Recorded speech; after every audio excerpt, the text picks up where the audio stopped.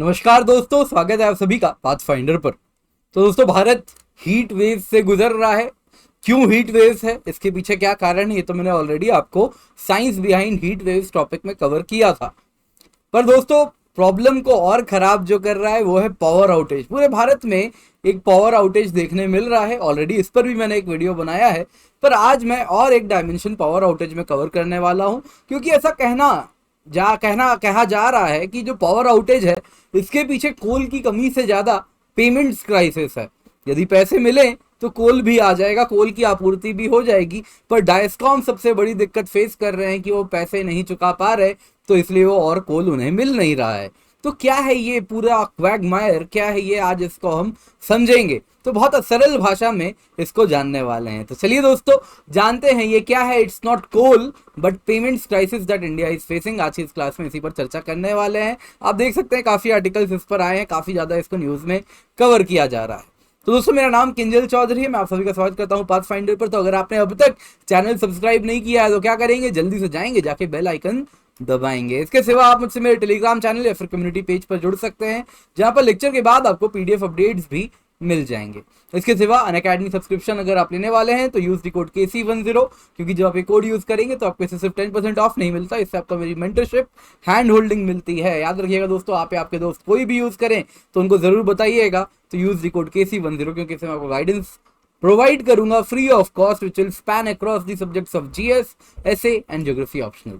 तो आइए दोस्तों, सबसे पहले देखते हैं भारत में पावर डिमांड क्या है। ऑलरेडी मैंने पिछली बार भी आपको बताया था, तो मैं इस बार फिर से इसको रीआइटरेट कर देता हूं। तो इससे क्या होगा कि जो ग्राउंड है वो हम सेट कर सकेंगे। तो देखिए दोस्तों, भारत में पावर डिमांड बहुत तेजी से बढ़ रही है। अगर आप पर मंथ पावर डिमांड की बात करें तो 2019 में ये 106.6 बिलियन यूनिट्स हुआ करती थी। एक यूनिट कितना है, 1 किलोवाट आवर होता है।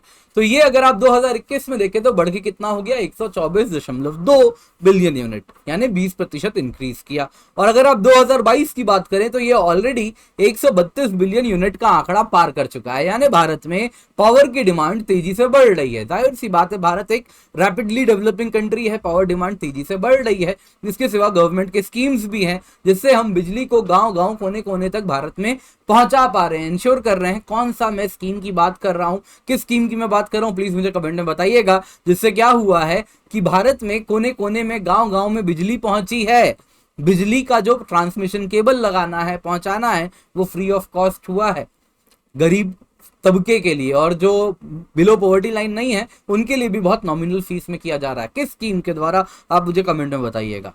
तो दोस्तों, इससे हुआ यूं है कि एनर्जी डिमांड तेजी से भारत में पिक किया है। एंड ऑल टाइम हाई अगर आप देखें, अप्रैल 26 को अटेन किया था 201 गीगावाट, क्योंकि समर जल्दी स्टार्ट हो चुकी है। एंड 201 गीगावाट पावर की पीक पावर डिमांड आप देखें तो टच हो चुकी है। तो अगर हम पावर सप्लाई की बात करें तो इंडिया की जो पर कैपिटा एनर्जी कंजम्पशन है तेजी से बढ़ रही है, लेकिन आज भी दुनिया के मुकाबले 1/3 है, वर्ल्ड एवरेज की 1/3 है।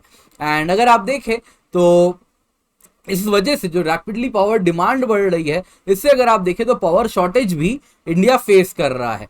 तो आप देखें तो काफी ज्यादा, अगर हम पावर शॉर्टेज की बात करें तो पीक शॉर्टेज 8.2 गीगावाट का हुआ है, जिसमें अगर आप देखें तो पावर मिनिस्ट्री ने रिसेंटली पिछले वीक कहा था कि इंडिया में जो मैक्सिमम पावर डिमांड है वो 201.06 गीगावाट्स का था, लेकिन इसमें से और 8.8.2 गीगावाट का पावर का डिमांड था जो कि हम मीट नहीं कर पाए। यानी कि काफी मेजर पावर डिमांड ऐसा है जो हम फुलफिल नहीं कर पा रहे हैं। और कहा जा रहा है मई जून में तो जब गर्मी अपने पीक पर होगी तो पावर डिमांड बढ़ के 215-220 गीगावाट हो जाएगी। तो ये जो पीक शॉर्टेज है ये 8.2 गीगावाट से फर्दर बढ़ने वाला है, यानी पावर शॉर्टेज होने वाली है।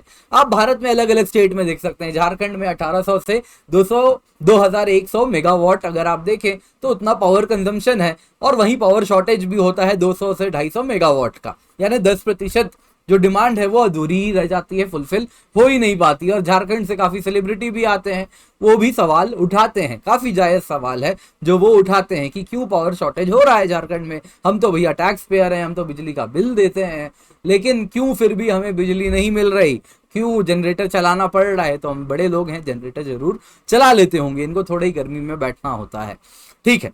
वही अगर हम जम्मू कश्मीर की बात करें दोस्तों, तो वहां पर भी अगर हम देखें तो 3000 मेगावाट की डिमांड है, एंड लेकिन उसकी आधी सप्लाई हो पा रही है। आप अगर देखें तो जम्मू कश्मीर में 16-16 घंटे की पावर आउटेज कुछ इलाकों में हो रही है।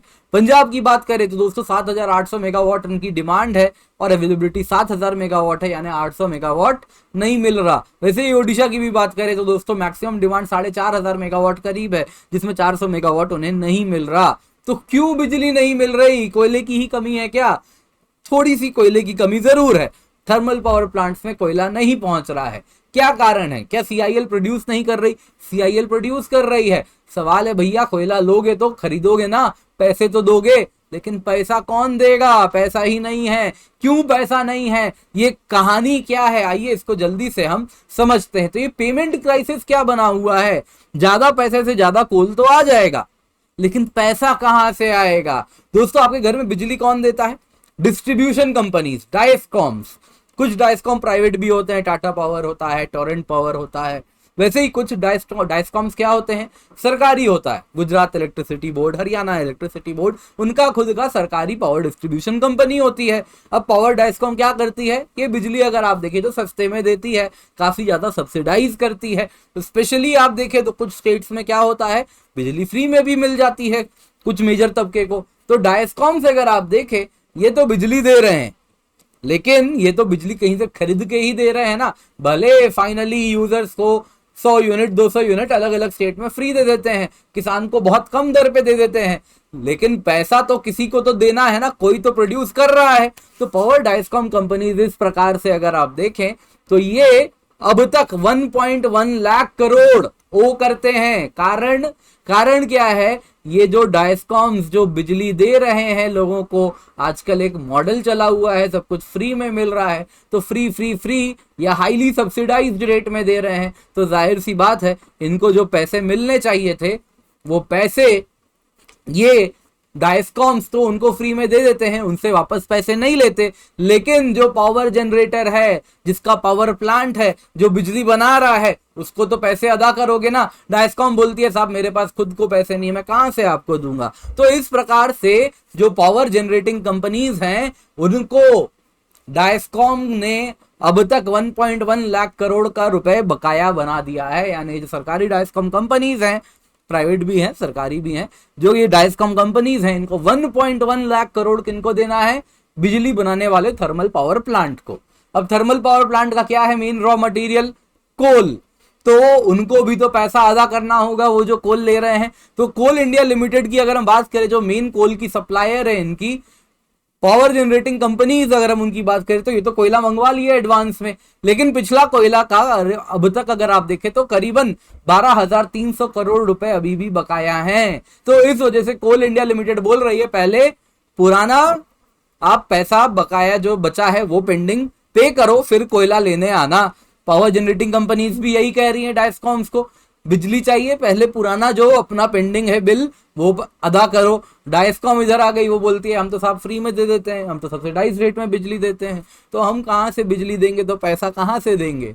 तो जाहिर सी बात है। अब देखिए मॉडल क्या बन गया है। यूजुअली कोई भी बिजनेस मॉडल होता है तो उसमें आप जितना ज्यादा प्रोड्यूस करते हैं उतना ज्यादा आप पैसा प्रॉफिट में बनाते हैं, यही होता है ना। मान लीजिए अगर मैं 10 यूनिट बनाता हूं और 1 यूनिट के पीछे मान लीजिए मुझे 50 पैसे मिलते हैं, तो 10 यूनिट बेचूंगा तो मैं कितने रुपए कमाऊंगा? 5 रुपए कमाऊंगा। 100 यूनिट अगर मैं बेचूंगा तो मैं कितने कमा लूंगा? जाहिर सी बात है मैं 50 रुपए कमा लूंगा। तो कोई भी बिजनेस मॉडल क्या चाहती है? ज्यादा से ज्यादा चीजें बेचे, सो दैट वो ज्यादा से ज्यादा पैसे कमाए। पर अगर बिजनेस मॉडल को हम इन्वर्ट कर दें, यानी कि आप 1 यूनिट में 50 पैसे का नुकसान झेलो, 10 यूनिट में आप 5 रुपए का नुकसान झेलो, 100 यूनिट अगर बेचोगे तो आप 50 रुपए का नुकसान झेलोगे, तो ऐसी बिजनेस एंटिटी कभी भी ज्यादा चीजें नहीं बेचेगी। वो क्या करेगी? हम नहीं बेचते क्योंकि जितना ज्यादा हम बेच रहे हैं उतना ज्यादा हमें नुकसान झेलना पड़ रहा है। तो यही कारण हो गया दोस्तों। डायस्कॉम क्या कर रही, बोली कि हमें कोई इंटरेस्ट नहीं है पीक पावर डिमांड को फुलफिल करने में, क्योंकि हमें क्या है, हमें तो नुकसान झेलना है। जितनी ज्यादा बिजली की खपत है उतनी ज्यादा हमें नुकसान झेलनी होती है। तो ये क्या कर रहे हैं, बोला दे आर नॉट इंटरेस्टेड। तो फ्री इलेक्ट्रिसिटी इस प्रकार से अगर बटेगा तो ये सारी प्रॉब्लम आने वाली है, डायस्कॉम्स में फेस कर रहे हैं और ये एक मेजर प्रॉब्लम बन चुकी है। इसके बावजूद दोस्तों आज भी अगर आप देखें तो फ्री इलेक्ट्रिसिटी एक मेजर इलेक्टोरल इवेंट में अगर आप देखें तो एक मेजर टूल बन के उभर गया है। फ्री में दे देंगे जी, फ्री में, तो वो बहुत बड़ी समस्या आज आपको देखने मिल रही है। तो सवाल उठता है क्या सोल्यूशन होना चाहिए दोस्तों? तो सोल्यूशन बड़ा सिंपल है।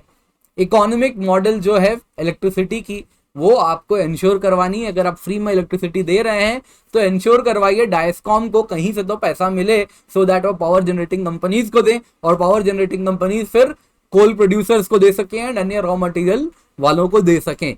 तो सवाल बड़ा सिंपल है दोस्तों, सोल्यूशन क्या है? ये फ्री इलेक्ट्रिसिटी मॉडल या तो आप इसको इंश्योर कराइए कि ये रैशनलाइज हो सके, रैशनलाइज करवाएं इसको। And at the same time आप अगर देखें तो जो कि इस प्रकार का मॉडल है, हमें उसमें भी चेंज की आवश्यकता है कि कहीं ना कहीं आज के टाइम में जो हम थर्मल पावर प्लांट्स पर डिपेंडेंट हैं उससे भी हमें मूव करना चाहिए और रिन्यूएबल एनर्जी की तरफ मूव करें, जहां पे बिजली थोड़े कम दर में बन जाती है काफी हद तक।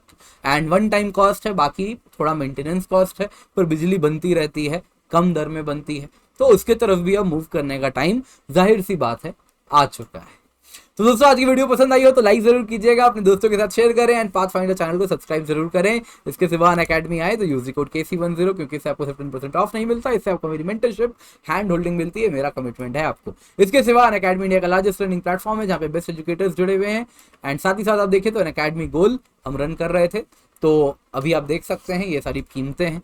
इसके सिवा दोस्तों फॉर द फर्स्ट टाइम आप देख सकते हैं UPSC CSC prelims practice booklet भी हम प्रोवाइड कर रहे हैं। And at the same time UPSC CSC combat है दोस्तों, तो KC10 कोड का इस्तेमाल करें, संडे को होता है, इसका हिस्सा जरूर बने। इसके सिवा लास्ट में इंटरव्यू प्रोग्राम है जिसमें हम आपको प्रोवाइड कर रहे हैं प्रैक्टिस, आइकॉनिक सब्सक्रिप्शन है जिसमें लाइव मेंटरशिप है, मेंस क्वेश्चन आंसर प्रैक्टिस मिलती है, स्टडी प्लानर मिलता है, ओपन हाउस विद एजुकेटर्स भी मिलता है। इसके सिवा 0% EMI पे आपको लोन भी हम प्रोवाइड कर रहे हैं। इसके सिवा पाथफाइंडर करंट अफेयर्स है, इसका हिस्सा जरूर बने, यूजी कोड KC10। बहुत सारे मेरे कोर्स चल रहे हैं, संडे टू थर्सडे निकालो प्रीलिम्स मॉक टेस्ट चलता है, बाकी प्लस कोर्स है एनवायरमेंट एंड ज्योग्राफी के, इनका हिस्सा जरूर बने।